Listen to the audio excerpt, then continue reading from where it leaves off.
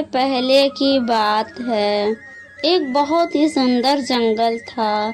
उसमें गुनगुनी चिड़िया अपने बेटे के साथ रहती थी और अन्य चिड़िया अपने परिवार के साथ रहते थे। गुनगुनी चिड़िया अपने बेटे को बर्गर बनाकर देती है, जिसे देखकर उसका बेटा बहुत ही ज्यादा खुश हो जाता है। वाह, बर्गर बर्गर, मैं आज बर्गर खाऊंगा। मम्मा मम्मा, मैं अपना बर्गर तालाब पर जाकर खाऊंगा। वहाँ तालाब के ठंडे ठंडे पानी के पास पेड़ पर बैठकर खाने का कुछ और ही मजा है। हाँ हाँ बेटा जाओ, लेकिन तालाब में नहाने मत जाना और तालाब से दूर रहना।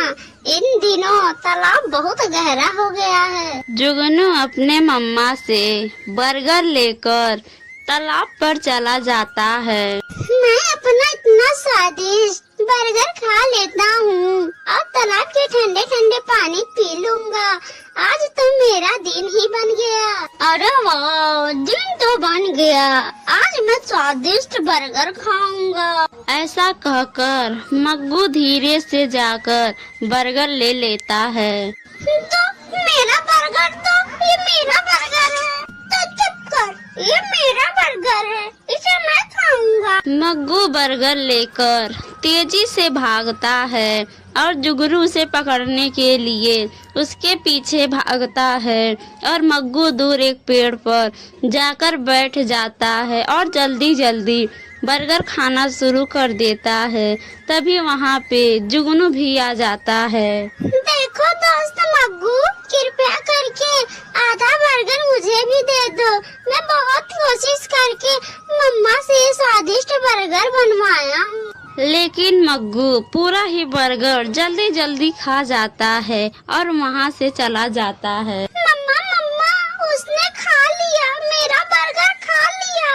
उस मग्गू के बच्चे ने मेरा बर्गर खा लिया। आप उसके घर जाकर कहीं उसने मेरा बर्गर खा लिया। अच्छा हुआ, बहुत अच्छा हुआ। मैंने कहा था ना कि तू अपना बर्गर घर पर ही खा ले। तुझे तो तालाब पर जाने का बड़ा ही शौक था ना, अब खा ले बर्गर। गुनगुनी चिड़िया गुस्से से आग बबूला होकर नैना कौवी के घर जाती है। देखो नैना, अपने इस बदमाश बेटे को समझा लो। इसने आज मेरे बेटे का बर्गर छीन के खा लिया। तो क्या हुआ, खा लिया तो खा लिया। मेरा बेटा बहुत चालाक और बहुत ही बहादुर है। मेरा बेटा अपने चालाकी से किसी की चीजों को छीन कर खा लेता है। अगर तू मेरे बेटे से कोई चीज छीन कर खा लिया तो मैं तेरी टांगे तोड़ दूंगी। मम्मा मम्मा देखें, ए आंटी, वह बेवकूफ चिड़िया क्या कह रही है। मेरे बेटे को क्यों घूर रही है बेवकूफ चिड़िया? तू छू कर तो देख मेरे बेटे को, तेरा हाथ और पैर तोड़ दूंगी। तो निकल अब मेरे घर से। तेरा नाटक बहुत हुआ। ऐसा ना हो कि मैं तेरी अभी की अभी पिटाई कर दूं। मेरे बेटे को जो अच्छा लगेगा वही करेगा।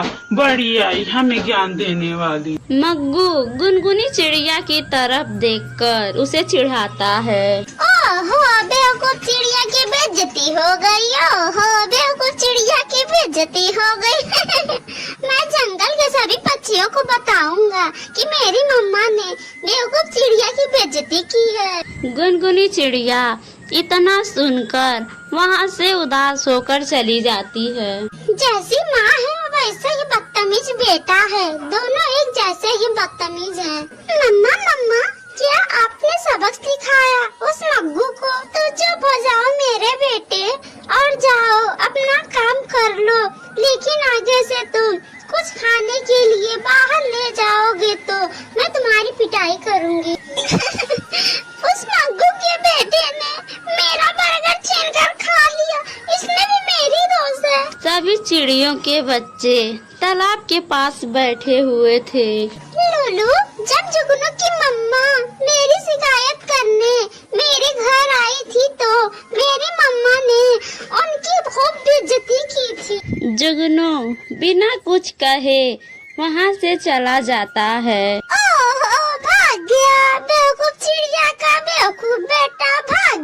अपनी माँ के लाड प्यार के वजह से मग्गू और भी ज्यादा बदमाश हो गया।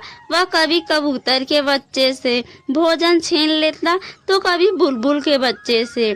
मग्गू इतना बदमाश हो गया था कि बूढ़े व बड़े को गिरा देता और उनका फल व भोजन खा लेता। मम्मा मम्मा, आज मैं सभी चिड़ियों के बच्चे से भोजन छीन के खा लिया, बहुत ही मजा आया। शाबाश मेरे बहादुर बेटे, शाबाश। पता है तुमको, जब मैं तुम्हारी तरह छोटी थी ऐसे ही सबके साथ किया करती थी। ऐसे ही एक दिन बदमाश मग्गू इंसान के गांव में पहुंच जाता है और वह एक सेठ के आंगन में पेड़ पर बैठ जाता है। सेठ का छोटा बेटा वहीं पर मोमो खा रहा था। अरे वाह, इस बच्चे का मोमो छीन के खा लेता हूँ। ये छोटा बच्चा है, मेरा कुछ नहीं बिगाड़ सकता। ऐसा सोचकर मग्गू कौवा बच्चे पर हमला कर देता है और बच्चा जोर जोर से रोने लगता है।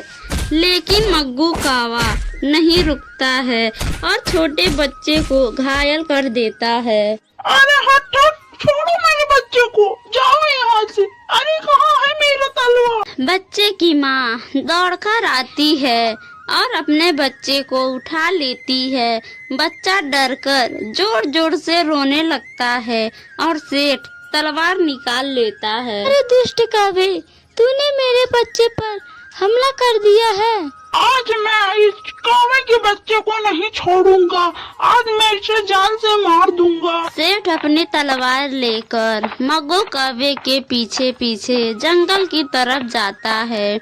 घबराता हुआ मग्गू कौवा अपने घर चला जाता है और घर जाकर जल्दी से दरवाजा बंद कर लेता है और कांपने लगता है। अरे क्या हुआ मग्गू बेटा, क्यों इतने घबराए हुए हो और दरवाजा क्यों बंद कर दिया? मम्मा मम्मा, इंसान तलवार लेकर मुझे मारना चाहता है। क्या ये क्या कह रहे हो? इंसान हमें मारना चाहते हैं और तू उन्हें हमारे घर तक ले आया?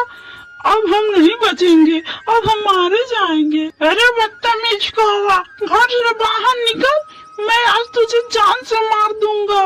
यहाँ से तुझे मारे बिना नहीं जाऊंगा, चल जल्दी बाहर निकल। मग्गू, मैंने तुझे पक्षियों को परेशान करने के लिए कहा था और तूने तो इंसानों को परेशान कर दिया। अब क्या करें हम, हमें तो कुछ समझ में नहीं आ रहा। नैना कौवी अपने घर के पास इंसान को देखकर घबरा गई थी और डरकर गुनगुनी चिड़िया के पास मैसेज करती है और मैसेज करके कहती है, चिड़िया चिड़िया मुझे बचा लो, नहीं तो मुझे ये इंसान मार देंगे। मेरे घर के पास इंसान तलवार लेकर आया है। अरे मैं नहीं आऊंगी, तुम मरती है तो मर जाओ, तुम्हारे रहने या ना रहने से किसी को कोई फर्क नहीं पड़ेगा। गुनगुनी चिड़िया इतना कहकर उसे ब्लॉक कर देती है। मग्गू मेरे बेटे, अब हम क्या करें? चिड़िया ने हमारी सहायता करने से साफ मना कर दिया, अब हमें कौन बचाएगा? फिर नैना कौवी मैना को फोन करती है। मैना, मैना बहन, मेरी प्यारी बहन, मुझे इंसानों से बचा लो। मैं तुम्हें वचन देती हूँ, मेरा मग्गू तुम्हें कभी नहीं परेशान करेगा। अरे वाह, बहुत बढ़िया, जो कल मरती है तू अभी तू मर जा, ये तो बहुत खुशी की बात है। फिर नैना कौवी सभी पक्षियों के पास फोन और मैसेज करती है, लेकिन जंगल के कोई भी पक्षी नैना की सहायता के लिए नहीं आता है। मैना, कबूतर, चील इंसान के पास आ जाते हैं और इंसान से कहते हैं, मार दो इन दोनों को। तुम्हारी इस कौवे की बदतमीज बेटे ने हमारे बच्चे पर हमला करके उसे घायल कर दिया है। इंसान इंसान जल्दी उसने बाहर निकाल कर जान से मार दो। इस कौवे के बेटे के साथ उसकी माँ को भी मार दो, क्योंकि इस कौवे का बेटा बहुत ही दुष्ट और बहुत ही शरारती है और इस कौवे के बेटे ने जंगल के सारे पक्षियों को परेशान करके रख दिया है। और सबसे उनका दाना छीन लेता है। इंसान अब बाहर निकालकर उन दोनों को जान से मार दो। वो दोनों घर के अंदर ही हैं, कहीं वो दोनों भाग न जाएं। इन सभी लोगों की बातें नैना कवि सुन रही थी। मग्गू बेटा, अगर हम इन सभी पर अत्याचार नहीं किए होते, इन लोगों के साथ अच्छा व्यवहार किए होते, तो आज इस बुरे वक्त में सब हमारा सहायता करते। सभी बच्चे हमारे मरने पर बहुत ही खुश होंगे। इंसान उन्हें तलवार से मारने ही वाला होता, तभी वहाँ पर गुनगुनी चिड़िया आ जाती है। रुकिए रुकिए इंसान जी, कृपया मेरी बात सुने। हट जाओ मेरे रास्ते से, आज मैं इन दोनों को नहीं छोड़ूंगा। नहीं नहीं इंसान जी, मेरी बात सुने। जैसे आपके बच्चों से गलती हो जाती है और आप उन्हें क्षमा कर देते हैं, वैसे ही कवि की बेटे से गलती हो गई। आप उन्हें क्षमा कर दे और दोबारा कभी भी वो आपके गांव में नहीं जाएगा। मैं आपको वचन देती हूँ। इस दुष्ट कौवे ने मेरे बेटे को घायल किया है। मैं आज आपके घर आऊंगी और आपके बेटे को कहानी सुनाकर सुला दूंगी, लेकिन आप इन कौवों को क्षमा कर दे। फिर इंसान गुनगुनी चिड़िया की बात मान लेता है और वह मग्गू को माफ कर देता है। तभी नैना कवि और उसका बेटा घर से बाहर आते हैं। चिड़िया, मैं आज बहुत ही ज्यादा पछता रही हूँ और आज बहुत ही ज्यादा शर्मिंदा हूँ। आज मैं वचन देती हूँ कि मेरा बेटा मग्गू सही रास्तों पर चलेगा और मैं भी कभी किसी पक्षी को परेशान नहीं करूँगी। फिर सभी पक्षी नैना को माफ कर देते हैं और सभी मिलजुल कर खुशी खुशी रहने लगते हैं।